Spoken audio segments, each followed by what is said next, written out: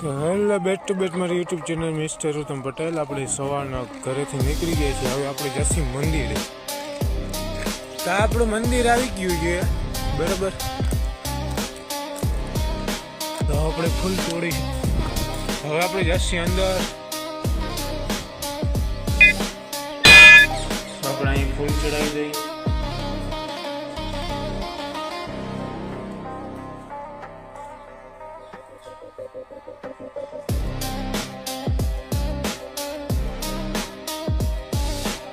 આપણે જઈશું ગંજીઓ.